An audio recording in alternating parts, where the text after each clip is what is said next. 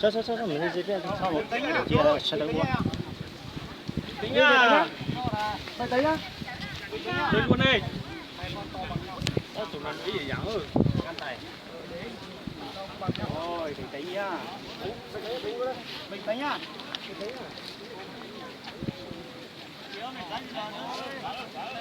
Cá linh nó thật bị tông đúng không?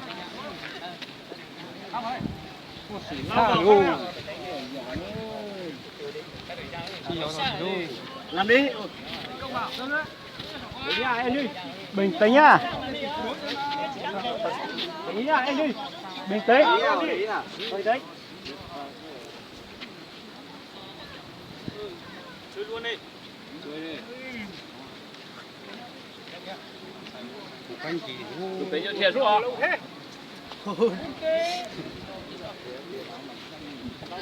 Hai cô cũng chỉnh trên tờ ní.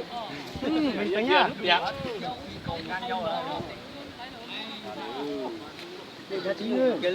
Làm đi.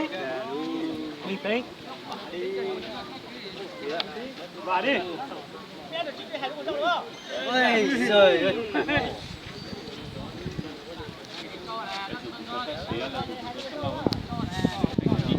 Đấy đi anh đi. Đấy đi. Đi nhá. Ở đây bên tuần nó phải thơ, chặt đi chứ. Còn mình thêm tàu đáo. Chặt đi đây khỏi bên tuần thêm tàu cái gì đấy à? Bên tuần nó phải thơ. Chặt đi rồi, suốt rồi chặt đi rồi. Thôi chặt đi đây còn theo kiến gì đấy đến thì giặt thôi. Chặt đi. Lau đi.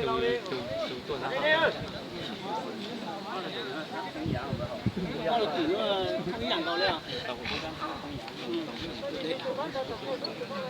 Chúng ta đi đó. Cho một nhát nữa. Sát đi rồi. Thằng này sẽ khởi lên ở đây à? Cái tụi nó nó bắt thôi. Lau đi, để người ta lau vào đấy. Con mà cứ chặt gì đâu con. Cái tông của hà mì này. Phải táng lên cho. Táng lên trong đấy. Cùng mình. Đấy chỉ mất lòng rồi. Chưa để người ta lau vào nhá. Đi đẩy đấy. Đi người vào. Này, nó có đất thay đó. 3 vòng rồi. Câu bây giờ mà sao thì sân đấy trâu với nhau thì sân nhà nào nó phải lâu thì lâu. Con này nó đánh chụp máy. Chụp con lòng.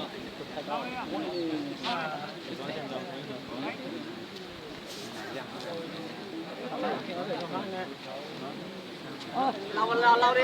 Chặt đi à, suốt rồi chặt đi. Lau đi. Ở đây là mấy giá nè. Nó chỉ như kiểu cái thằng trẻ con chơi đấy. Chặt đi rồi.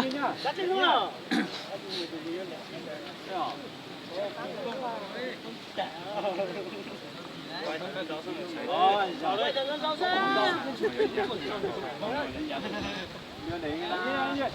Lau vào nhá.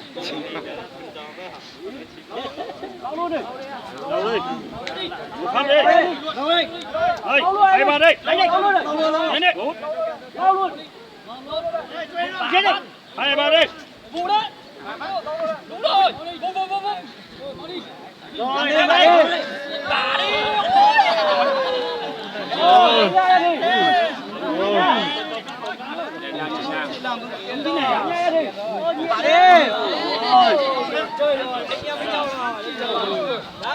Phải đi. Bắt tay nhau rồi. Đánh đi. Đấy nha em đi. Nhiều lên lú cho nhỏ. Đây là chỉ có nó bị hú giang hú cái ra luôn trong á. Nó xuống đây. Thôi đi. Nào làm đi. Đó là đang tỏ xuống là họ. Còn số vào đó.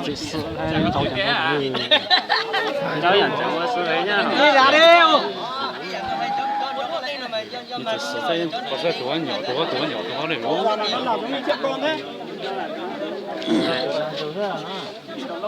Cho nó đó thấy không? Anh luôn. Đấy ra đi. Phải nào? Phải đi không? Phải không? Lau đi. Bạn đi. Bạn rồi. Bạn ngon rồi. Tính đi. Rồi đi. Sao nhá? Cái gì đó lên trên nó.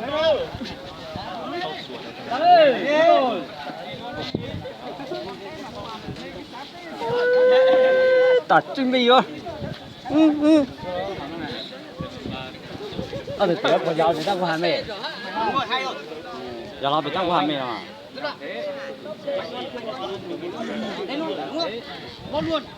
Bỏ đi. Thôi đều.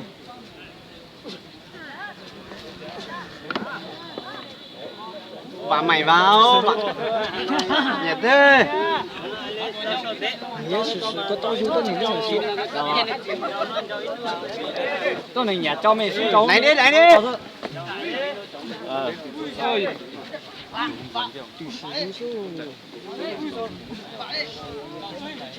Mà chầu rồi, chầu chung rồi.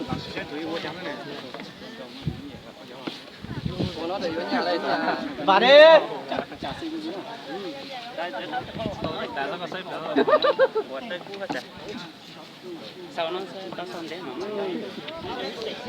Sao mà là nhẹ nhà thế em? Làm mạnh tí nào. Thái xuống đi. Là như cái con mà được vài tháng.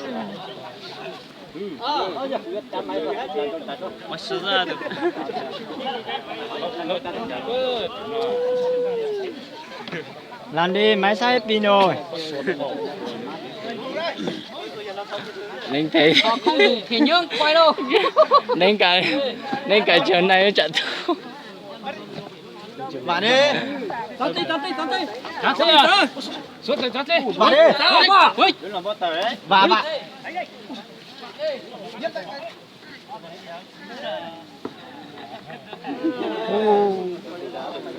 hai triệu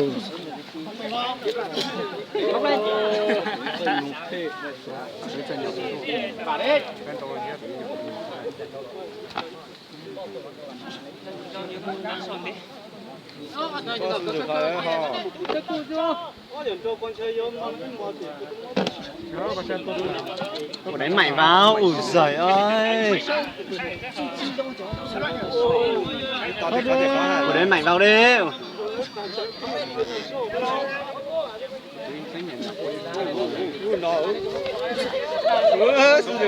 ô đủ lụp cục bao thế ô Mày lên. Đẩy đi. Đẩy mày vào. Đẩy đi.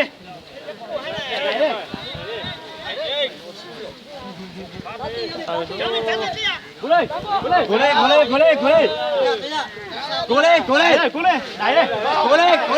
Đẩy đi.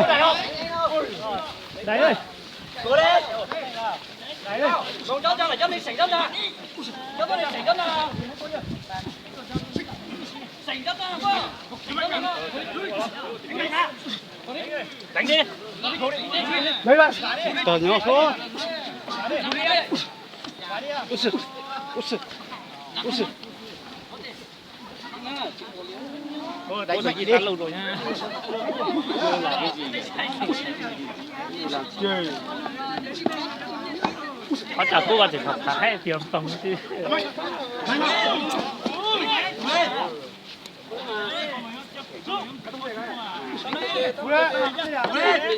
Sao đi rồi. Sau đây ra đi rồi cho chủ trông nhau gì mình chỉ thôi.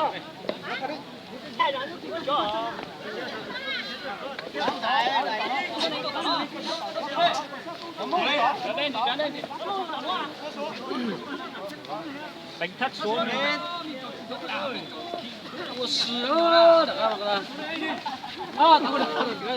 Ê đi. Cái này tụi tiền trâu thằng lo.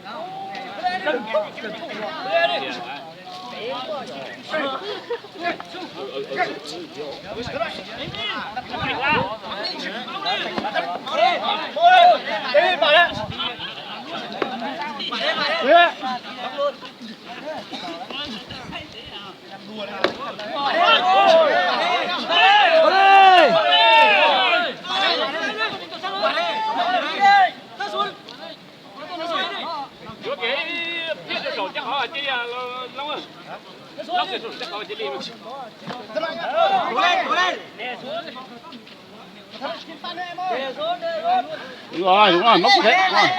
Đè nó xuống, đúng rồi. Rồi, ra xuống đấy. Đúng rồi. Rồi, cách rồi, rất nhanh. 12 phút. Kết thật, 10 phút rồi chưa, con này chậm. Ôi. Làm đi. Bà đi. Làm luôn, bắt luôn. Vô đi. Là thế đều.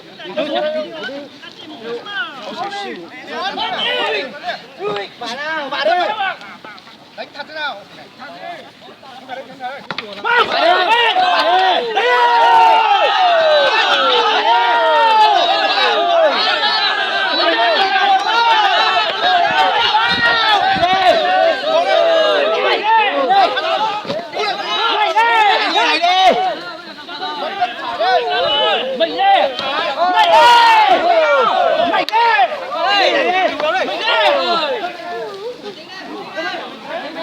Thằng Kiều, đi sang kia tí rồi. Đó, sẵn sàng rồi. Đánh đi anh ơi. Mình à. Móc. Rồi, thằng ơi, gì ê con đi.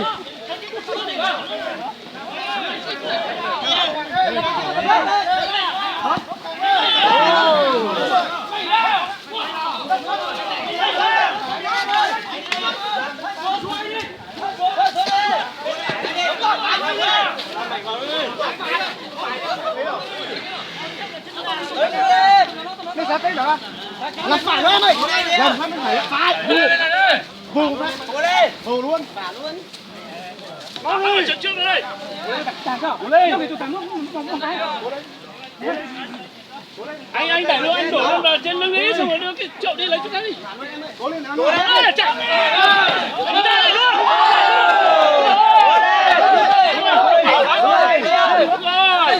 Chạy đâu đi. Bơm này nó sau này, chim sau lưng. Bơm này đi đi. Bơm vào đây. Bơm mình vào đây. Bơm mình vào đây. Bên xuống. Đồng tình mà, bơm mình đi. Đúng rồi, một hai nữa. Bơm mình vào đây. Quay xuống. Quay xuống. Đúng rồi. Mình vào đây. Đi vào đây. Đúng rồi, cứ cắm vào. Đúng rồi. Vào mắt đi. Nó chân vào mắt đi. Sao hả đi rồi. Sao vào mắt là có chế vô thôi đi. Mau trả là chế vô. Nhiều chủ sang trong cái chỉ có chủ hàng chơi chủ. Phải thế. Xuống. Quay xuống nào. Quay xuống. Đúng rồi. Đấy đi. Quay xuống. Đi ra, không quay xuống. Quay xuống nào. Đi đây, tỉnh ra đây. Đi thay đi con. Vào đây em ơi. Nào, vào đây em ơi. Vào đây. Chạy lên.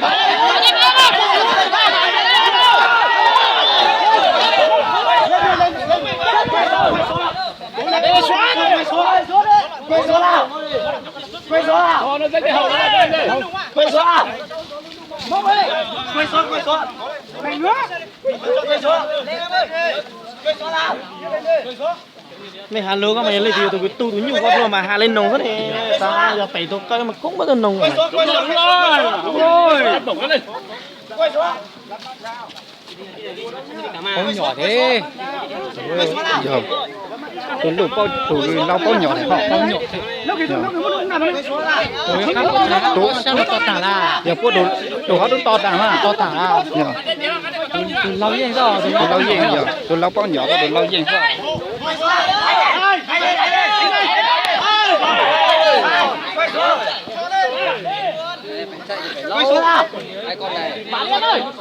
Tụi mò đúng to tả. Tụi mò to tả là.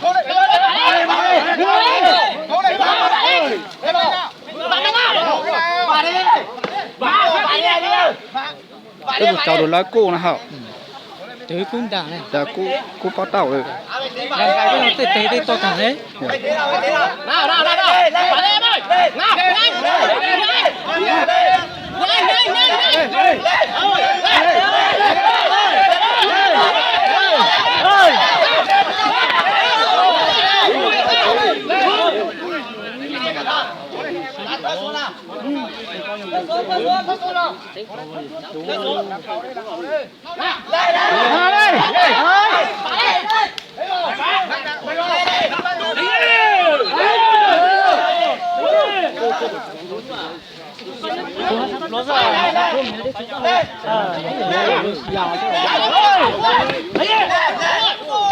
Đúng ra chính chẳng thiết thôi à?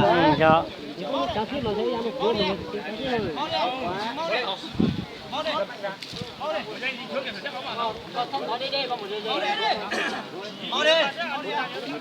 Chưa chạy đâu, trâu này đi.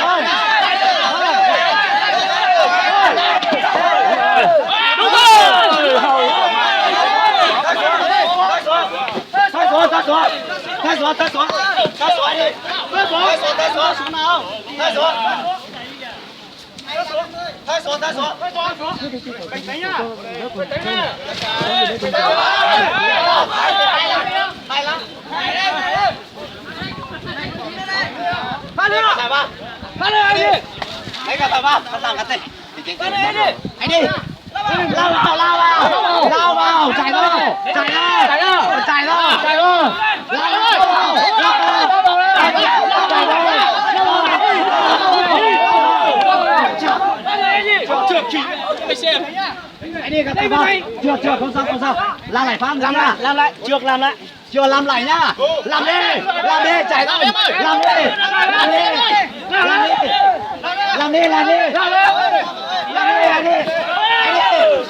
Anh đi. Thắt xuống anh đi.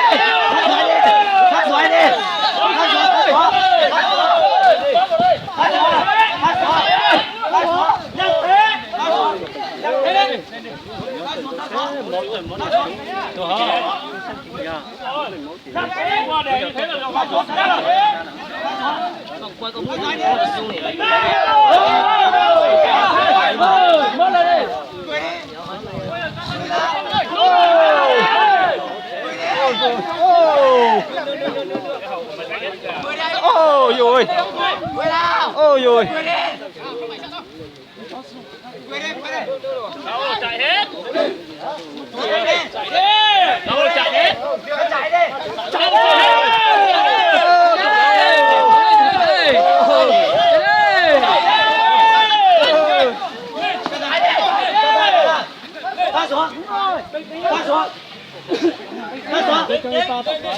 Cứ bình tĩnh. Ra xuống đi.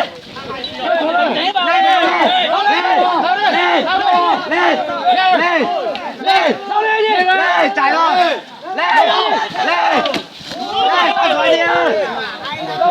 Cầu sư. Tôi trả thắng tao chỉ cần tao đi tôi sẽ tôi sang cái này phải ha. Tôi sang cầu sư. Luôn tao thấy tôi cảnh thấy ta. Cố lên đi. Bình tĩnh nhá. Bình tĩnh lên đi. Lên chạy lên đây. Đâu đây đi. Ôi sáng sáng. Đâu đây đi.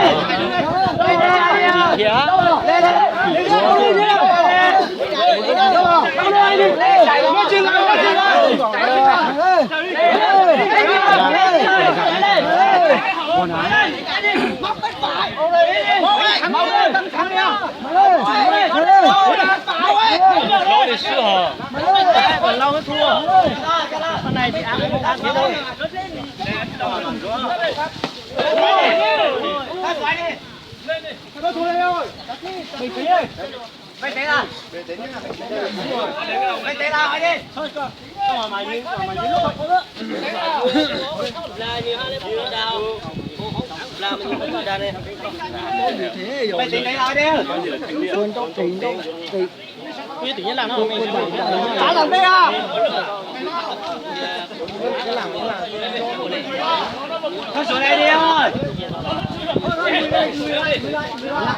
Làm bên phải luôn, và bên trái, và bên trái.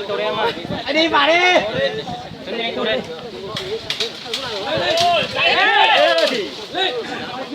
Có chỉ đây thôi, vào luôn bên trái. Vào bên trái, vào bên trái. Đi, cả tàu ra. Đúng rồi. Cho nó vào chia đi. Làm phát bên trái nào. Làm phát bên trái nào. Cẩn thận anh đi ơi. Ơi được rồi, xuống nước thì được rồi. Nhiều hơn đó. Cố lên anh ơi. Em vào buổi chia đi. Đúng rồi, chia đi.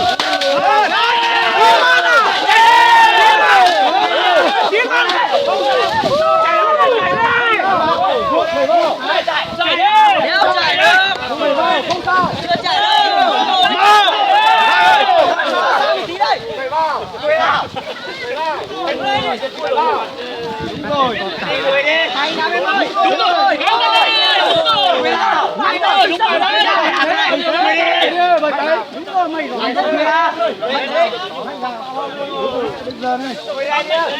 Có mày đấy. Đúng rồi. Mày nào. Quỳ đi. Lên đi. Quỳ ra.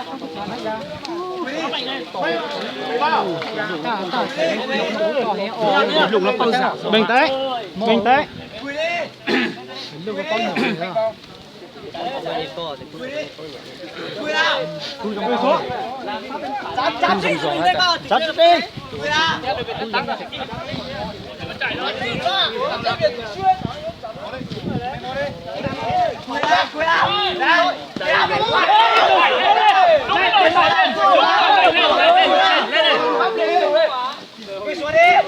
Đúng rồi, cho vào buổi chuối. À, cho buổi che, cho vào buổi che. Cho vào buổi che. Em vào buổi che đây. Đẩy làm gì? Đi ra đi. Em vào buổi che. Ôi. Đấy. Em vào bên kia. Tay vào người ta chỉ ra bên đấy nào. Vào đúng không? Chính ra để nó lui lại. Lui lại đi. Chạy ra. Lại hầu rồi, lại hầu rồi. Đúng rồi,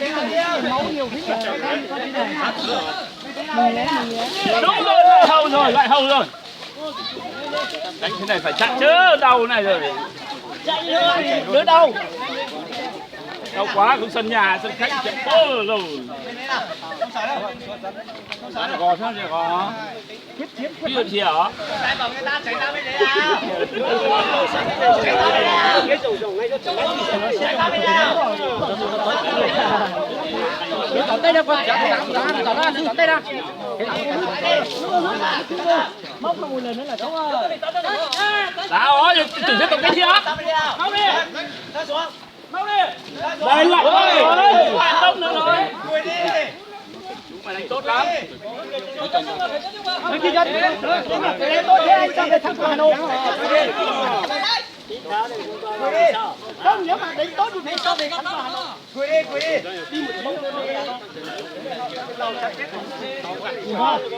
Quỳ đi à. Quỳ đi. Tài ơi. Bảo người ta chạy ra còn sang bên đây nào. Chạy ra nào. Không nghe tổng tài nói à. Anh đi cả ra. Tổng tài bảo người ta chạy ra hết bên đấy đi. Không mày đi à.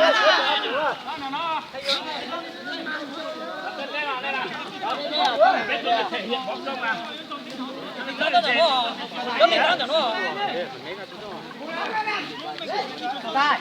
Tổng người ta xa hết đi.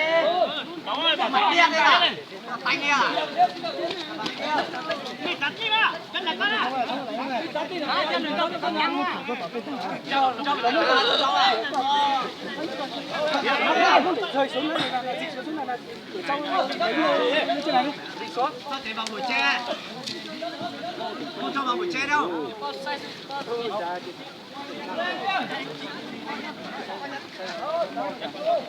Sáng chuyện rồi này nào. anh nó đi rồi nói đi rồi trái bây giờ mong cho cái gì rồi tôi suy nhà tôi chỉ nhỏ là một con thì lớn bao thể học có nó ở từ mình dạng rồi luôn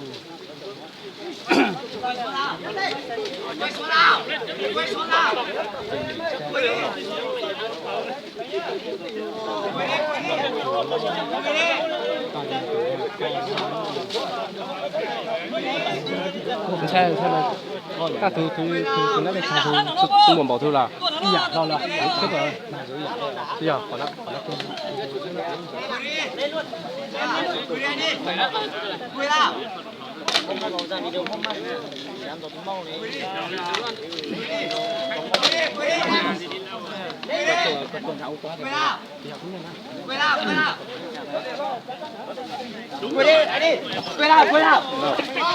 mạnh nè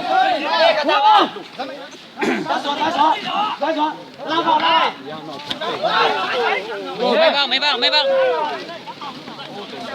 xe định chơi đi có sức tăng số cũng có đấy rồi mỗi tàu từ cái nó xe định chơi nó cũng chỉ không phải qua từ hai lực ha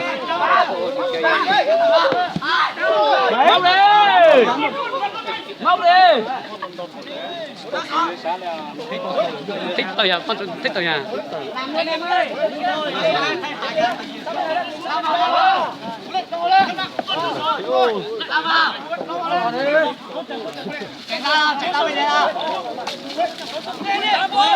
ơi mau đi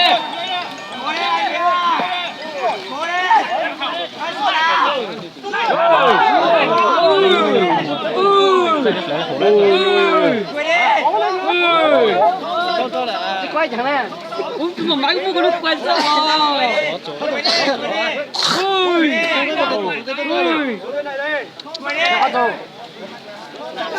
chấm mong lười xuống này xuống trái kia lười xuống này lười cho nó trâu xuống này cho tiền nó lên tí này